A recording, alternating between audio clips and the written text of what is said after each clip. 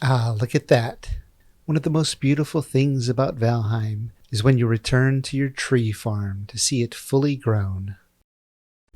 So what I'm going to do is I'm going to start at the far end at the top of the hill. And as I cut each tree, it's going to fall down and hit the next tree. And a bunch of the trees are going to break each other. Don't forget your elder buff to help speed up the process.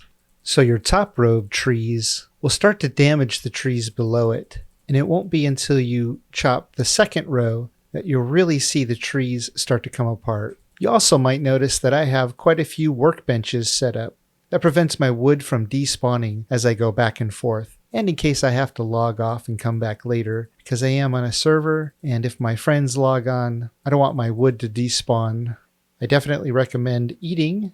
Just be sure to keep your stamina up so you can sprint and run up the hill to avoid the trees falling. Ah, it's a beautiful thing to watch. I love seeing the trees break themselves. Then you just go around and cut the few trees that are still standing. You'll find usually it takes just one hit. Now it's time to break up stumps and the remaining logs. And because they're so close together, you can often hit 2 or 3 of them at a time. Because I planted these stumps on a slope, they're much easier to get to. You can also just run along here and push these other logs that haven't fallen yet.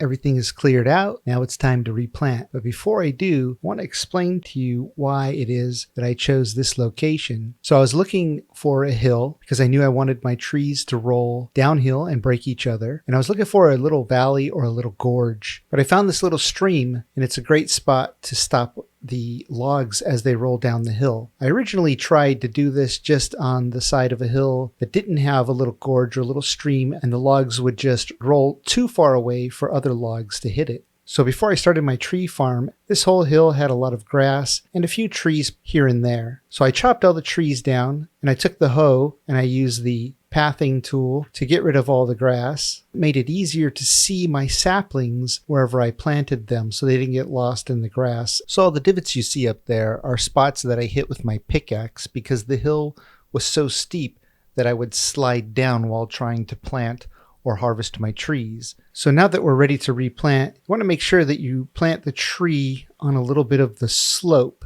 If you don't plant it on the slope and you plant it more on the flat ground, or like this little divot that I'm standing on, the stump could grow short, making it really hard to remove after you chop the tree down. But if you plant it on a slope, the trunk will be easier to chop out because you can stand off to the side here. Okay, so where this last divot is in the ground is where my tree farm starts. And so I'm going to place a tree there and here. So I'm just going to repeat this process all the way down, placing the saplings on the slope, and just go all the way down to the very bottom here.